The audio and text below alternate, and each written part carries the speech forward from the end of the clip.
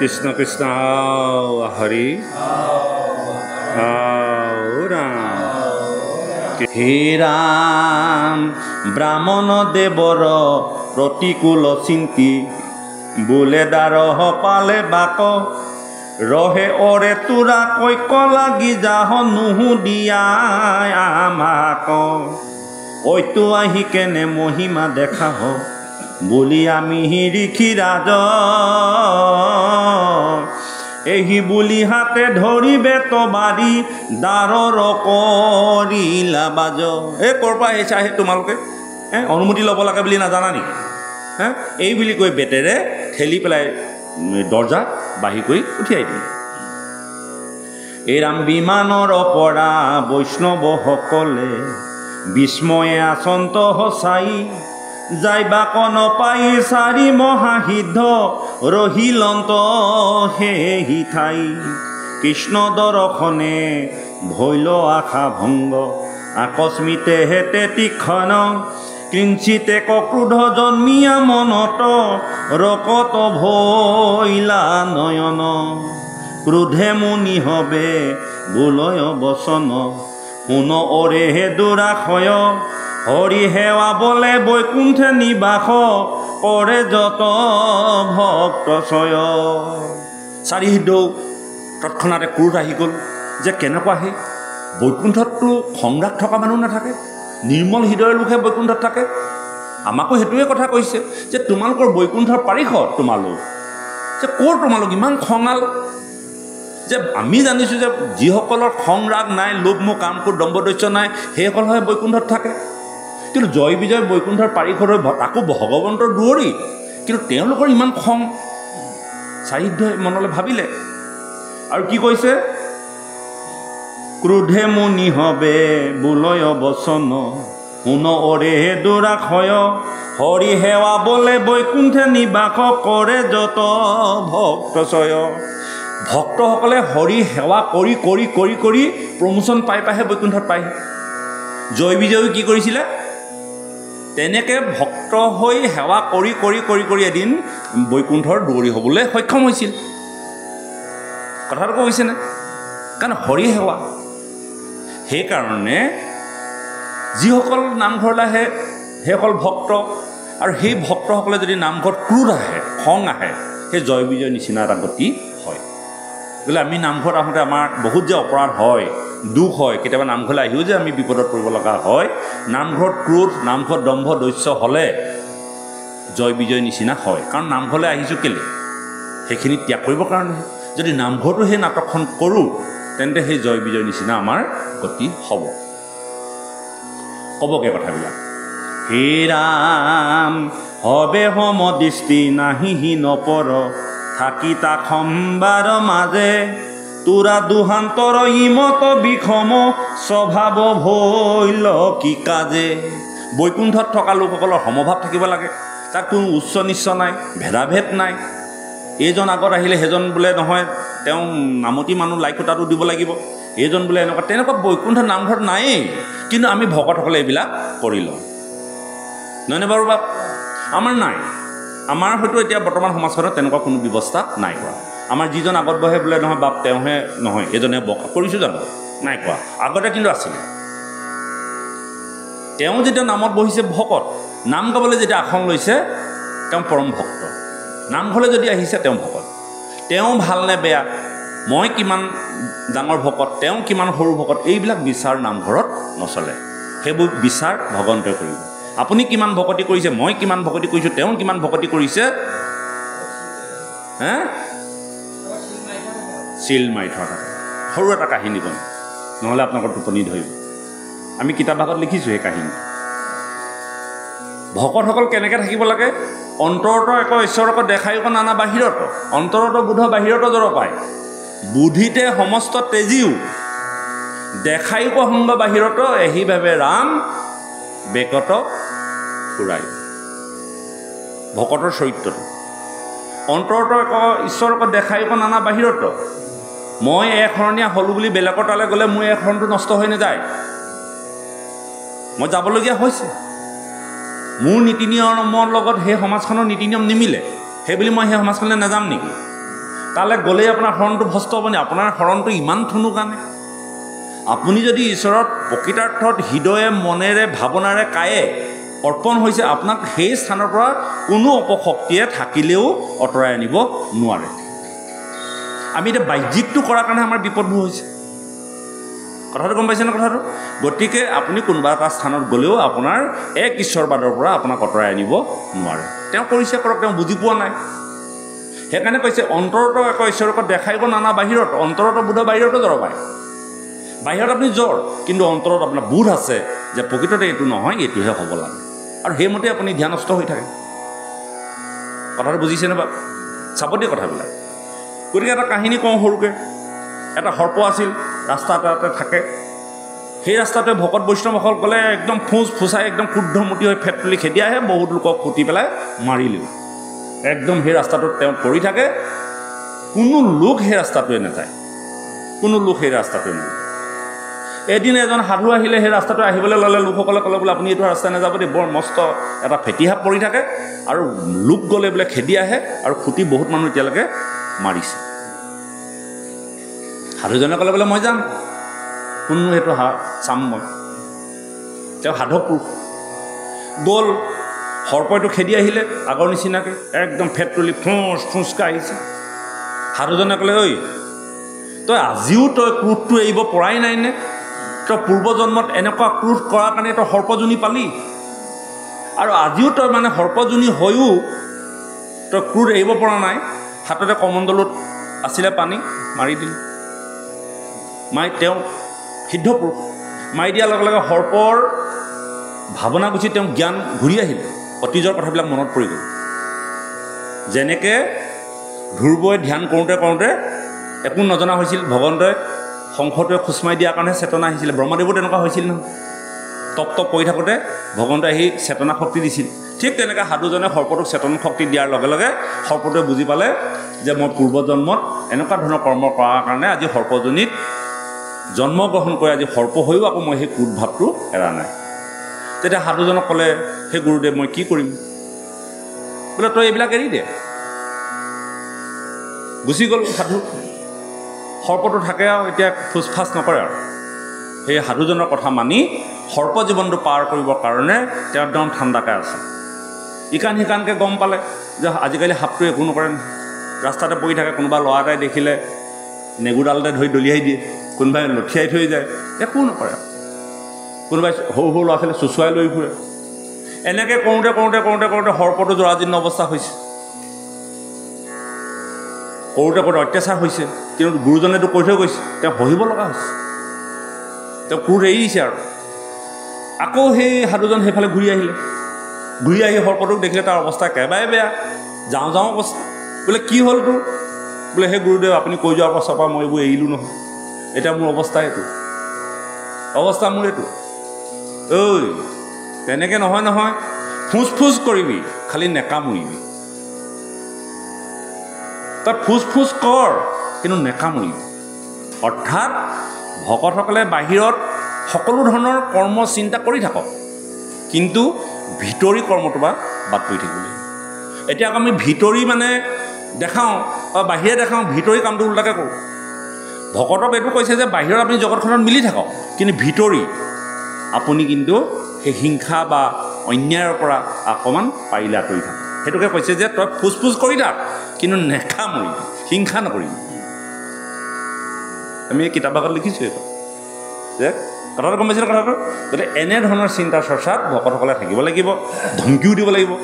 আমি এতিয়া কৈছোঁ বাপসকলক যে আমি নামঘৰত আইসকলক এতিয়া মই গালি এটা দিমেই আৰু, তেতিয়া কৈছোঁ অন্তৰত নাই নাইবা এই যে বস্তুটো ধৰি ৰাখিছোঁ, কওঁতা যদি নাই, চব ঢিলা হৈ গৈ থাকিব, নাই নাই বাৰু? বোলে এই কথাবিলাক ফুচ কৰি আছোঁ, ভিতৰত মালটো নাই, নেকামোৰে। তাতে অকণমান ফূৰ্তি কথা ক'লোঁ। গতিকে বেয়া পাইছে নি?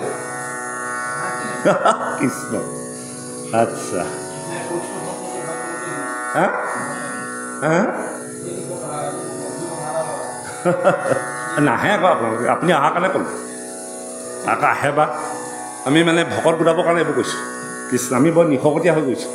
যে কি নহওক আগবাঢ়োঁ, হে ৰাম ক্ৰোধে মুনি হবে বুলয় বচন শুনে অৰে দুৰাক্ষয় হৰি সেৱা বলে বৈকুণ্ঠে নিবাস কৰে যত ভক্তচয় হবে সমদৃষ্টি নাহি নপৰ থাকি তা সম্বাৰ মাজে তোৰা দুহান্তৰ ইমত বিষম স্বভাৱ ভৈল কি কাজে তোৰ দেখোন স্বভাৱবোৰ বৰ লোটা পলোটা হৈছে তোৰ আকৌ এনেকুৱা কামবিলাক ক'ৰ পৰা আহিল তো বৈকুণ্ঠতো এইবোৰ নাই হৰি সেৱা কৰি কৰি আহে ভকতসকল তাৰোপৰি তাততো কোনো উচ্চ নিচ্চ লোভ মোহ কাম ক্ৰোধ বা দম্ভ দস্য আগস্থান পাঁচস্থান নাই নহয় এজনক যাবলৈ দিম এজনক যাবলৈ নিদিম এইটোতো তোৰ স্বভাৱৰ বিপৰীত লক্ষণ এটা দেখা পালোঁ হেন যদি বোলা স্বামীৰ আমাৰ নিমিত্ত দ্বাৰ পাল বিষম স্বভাৱ গুণেহে কহয় ইহাৰ শুন উত্তৰ ইথানক লাগি বিষ্ণু ভক্ত বিনে নাহে আনহ প্ৰাণীচয় প্ৰশান্ত পুৰুষ বিগ্ৰহ ৰহিত কৃষ্ণটো নাহি কেৱয় নামঘৰলৈ অহা মানুহজনক আমি কোন হতে ভাবিম তেওঁ দুষ্ট প্ৰকৃতি নামঘৰলৈতো দুষ্টসকল নাহে বৈকুণ্ঠলৈ বৈষ্ণৱসকলে আহিব বৈকুণ্ঠলৈ ভকতসকলে আহিব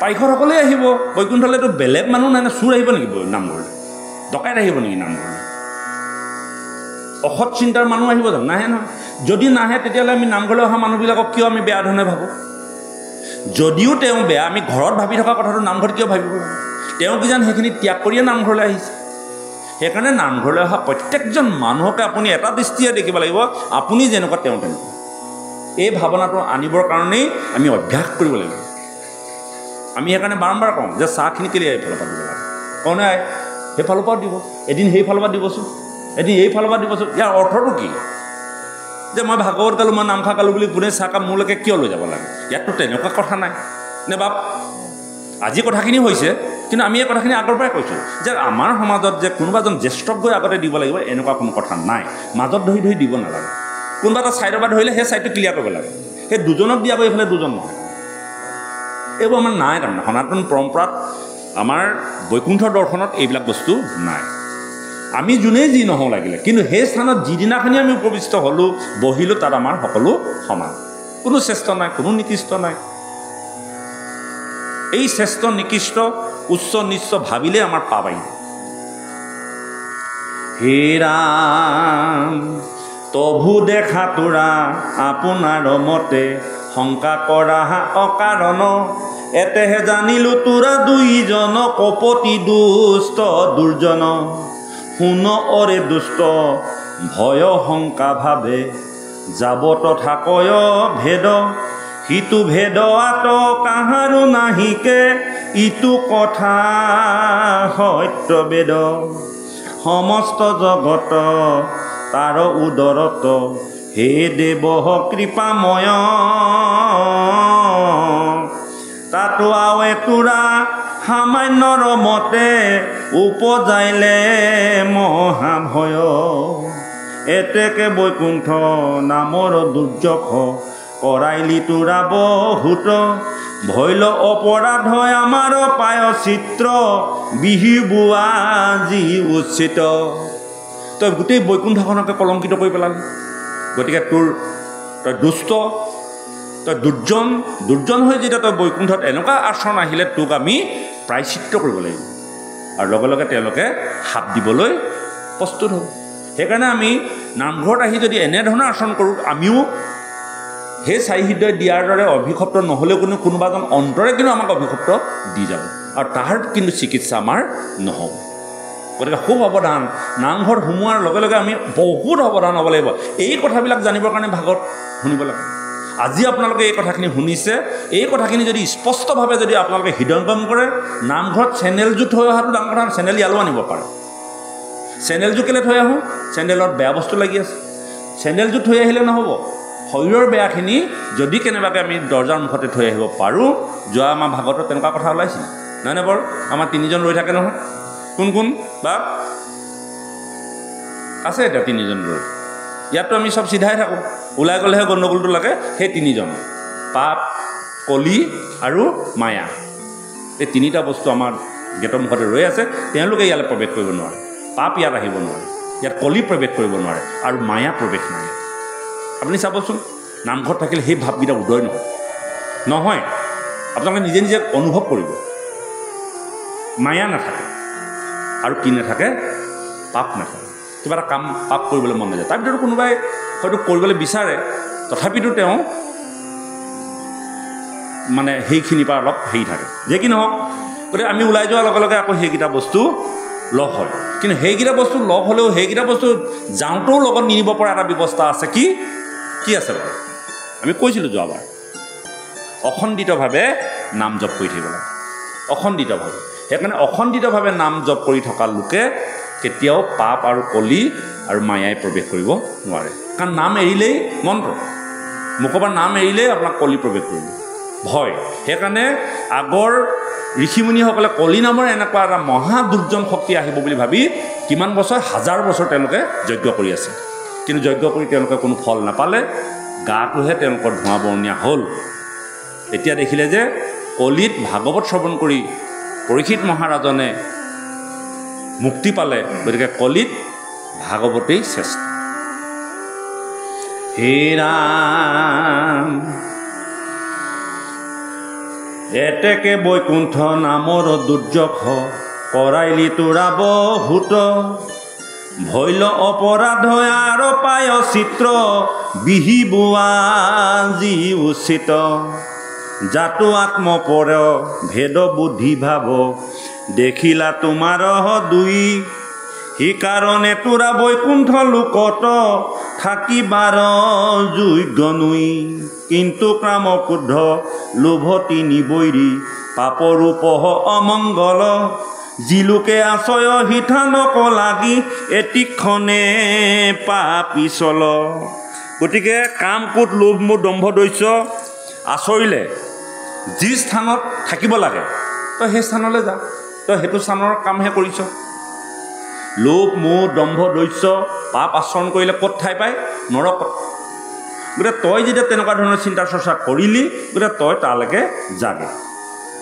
কি কৈছে কিন্তু ক্ৰামক্ৰোধ লোভ তিনি বৈৰী পাপৰ ৰূপমংগল যিলোকে আশ্ৰয় হিঠানক লাগি এটিক্ষণে পাপি চল সমুচিত দণ্ড বিহিলো হুইটো নিষ্ঠ কৰি দুয়োজন যেন আনে আৰু ব্ৰাহ্মণ হ'ব নকৰয় অপমান এনেকুৱা মই দণ্ড দিছোঁ যাতে ভৱিষ্যতে এনেকুৱা ধৰণৰ ঋষি সিদ্ধ ব্ৰাহ্মণ ভকতক যাতে অপমান নকৰে এইটো আমাক এটা উদাহৰণ দি থৈ গ'ল আৰু তেতিয়াই কৈছে যে আমি যিটো তোমাক দণ্ড বিহিম ভৱিষ্যতে এনেকৈ ঋষিসকলক ব্ৰাহ্মণসকলক সাধুসকলক বৈষ্ণৱসকলক যাতে নামঘৰত বা বৈকুণ্ঠত এনেকুৱা তিৰস্কাৰ নকৰে এটা উদাহৰণ হৈ থাকক পোক এটা সোমাই আমনি কৰি আছে কিটি কামুৰি আছে সেইকাৰণে এখন কৰি আছে ইমান কামুৰিছে কেনি সোমালে ঠিক নাই হে ৰাম এহি সাপ দিয়া মৌনে ৰহিলে ক সেইটো সিদ্ধ চাৰিজন পাছে আতপৰে যেন কথা ভৈলা শুনিও ক দেৱগণ অস্ত্ৰসমূহেও নিবাৰিবে লাগি যাহাক সামৰ্থ্য নুই তাক সম্বাৰ হেন ভূৰ ব্ৰহ্ম সাপ শুনি দাৰ পাল দুই ডাঙৰ ডাঙৰ গদা আছিল কিন্তু আজি গদায়ো তেওঁলোকক এতিয়া ৰোধ কৰিব নোৱাৰা হৈ গ'ল তেওঁলোক সেইকাৰণে বা সমস্ত ভকত বৈষ্ণৱে যেতিয়া কোনোবা এজন লোকে ঈশ্বৰ সাধনা কৰি কৰি কৰি কৰি কৰি কৰি ঈশ্বৰমুখী হৈ যায় আৰু তেনে লোকক যদি আপুনি কেতিয়াবা অপঘাত কৰে আপোনাৰ ধন টকা পইচা শক্তিও আপুনি তেওঁক বা তেওঁৰ পৰা বাচিব নোৱাৰে যেতিয়া অপৰাধ হয় আমি অপৰাধৰ সন্মুখীন হৈ গ'লে আমাৰ ভেটিয়ে মাটিয়ে উচ্চাৰণ হৈ গুচি যায় আমি খুব ভয় কৰি চলি থাকিব লাগে হে ৰাম তেতিক্ষণে দুয়ো হৰিৰ কিংকৰ হে ৰাম তেতিক্ষণে দুয়ো হৰিৰ কিংকৰ মহাভয় হুয়া তাতে তাক সম্বাৰ পাৱে ধৰি নম্ৰ ভাৱে পৰিলে ক দণ্ডৱতে এ ৰাম পাছে মনি হবে অনুতাপ কৰে সিজিল আমাতে হে পাপ হৰি হৰি আমি বৈকুণ্ঠক আহি দিলো ভকতক খাপ এইটো কথা কিন্তু ঠিক চাৰি সিদ্ধই কিন্তু ভুল কৰিল দুষ্টজন বা দুৰ্জনে খং হৈছিল তেওঁলোকক যে শাপ দিলে তেওঁলোক চাৰি সিদ্ধ হয় এই ভুলটো কিয় কৰিলে তেওঁলোকতো সিদ্ধ পুৰুষ তেওঁলোকৰ খংটো ক'ৰ পৰা আহিলে ক্ৰোধ ক'ৰ পৰা আহিলে তেওঁলোকতো ক্ৰোধ আহিব নালাগিছিল চাব দেই কথাটো যুক্তি আছে তেওঁলোকে কৈছে যে বৈকুণ্ঠত যিয়ে প্ৰৱেশ কৰে তেওঁলোকতো হৰি সেৱা কৰি কৰি আহে তেওঁলোকৰ লোভনো কাম কৰি নাথাকে জয় বিজয় বা কিবা এটা হ'ল তেওঁলোক চাৰি সিদ্ধইতো বৈকুণ্ঠত প্ৰৱেশ কৰিছিল তেওঁলোকৰ ক্ৰোধ ক'ৰ পৰা আহিলে তেওঁলোকতো ক্ৰোধ আহিব নালাগিছিল এই কথাটো কিন্তু তেওঁ অনুশোচনা হৈছে কাৰ হৈছে চাৰি সিদ্ধ হৈছে কেতিয়াবা যদি আমাৰ নামঘৰত আমাৰো হয় অৰ্জন গৰ্জন হয় কিন্তু অনুশোচনা আহিব লাগে কিন্তু গোৱাপান্তা দি সেৱা কৰিবলৈ ক'লেও টান পাব নালাগে নিজে কৰিব লাগে যে বা বৈষ্ণৱ কৈ পালোঁ আৰু এই অনুশোচনাটো আহিলেহে ভগৱন্তে ক্ষমা কৰিব মনত ৰাখিব কেতিয়াবা হৈ যায় কথা বতৰা পাতোঁতে বা ক'বলগীয়া হয় কিন্তু লগে লগে তেওঁ অনুভৱ কৰি যে মই এই কথাটো মনত ৰাখিব যে বা ভমস্ত কথাৰ সুৰত লাগি আমি আমাৰ মুখেৰেদি এটা বাক্য ওলাই গ'ল বা ক'লোঁ কিন্তু মাফ কৰিলোঁ আজি চাৰি সিদ্ধৰ সেই ভাৱটো আহিছে হা নিজৰ হ'ব লাগিব কিন্তু আমি তামোল পাতা দে বুলি ক'লেও দি দিয়ে এনেকুৱা কথা এ ৰাম এতেকে বৈকুণ্ঠ মুনি হবে অনুতাপ কৰে সিজিল আমাতে হে পাপ হৰি হৰি আমি বৈকুণ্ঠক আহি দিলো ভকতক খাপ আমিওতো বৈকুণ্ঠত আহি ভকতক খাপ দিলোঁ এ ৰাম তাখম্বাৰ তাপ দেখিতে তীক্ষণে দ্বাৰ পালহ দুইজন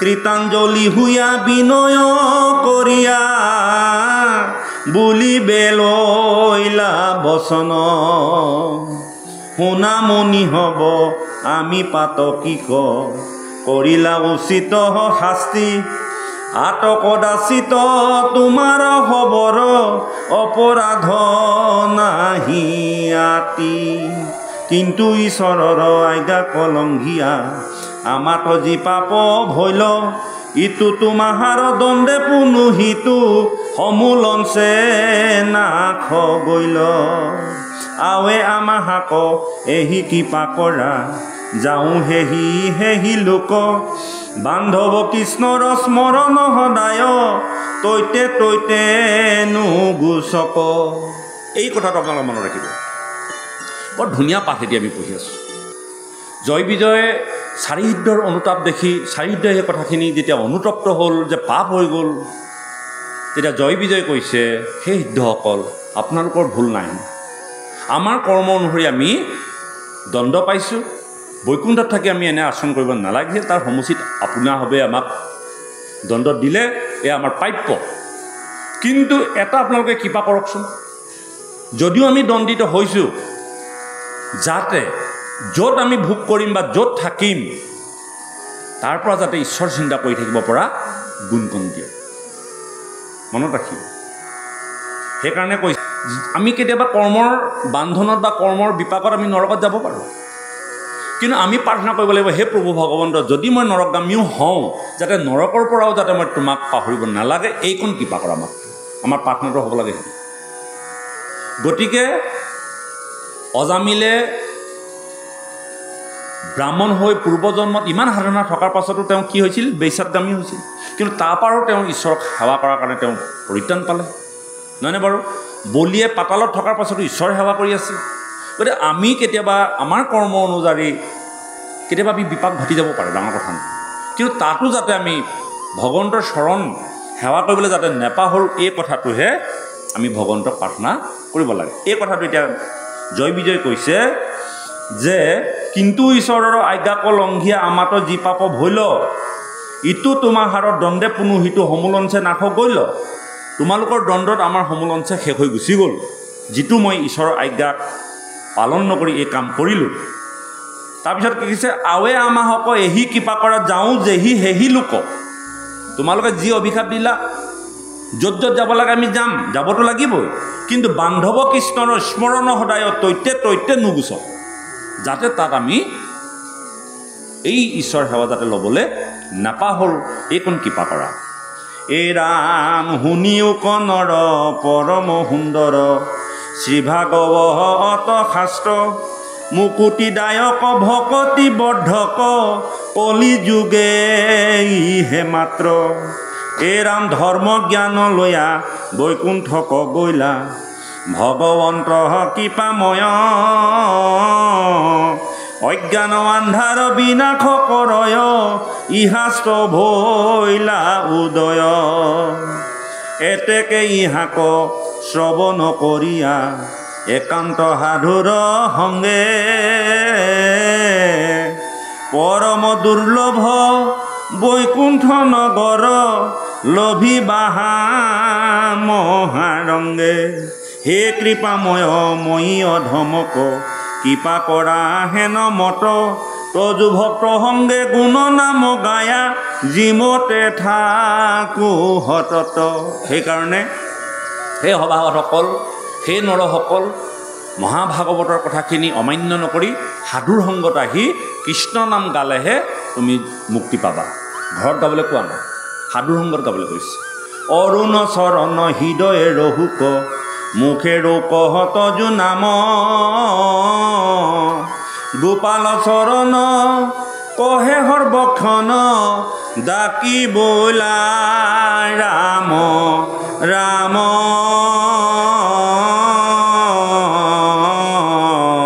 কৃষ্ণ হৰি ৰাম।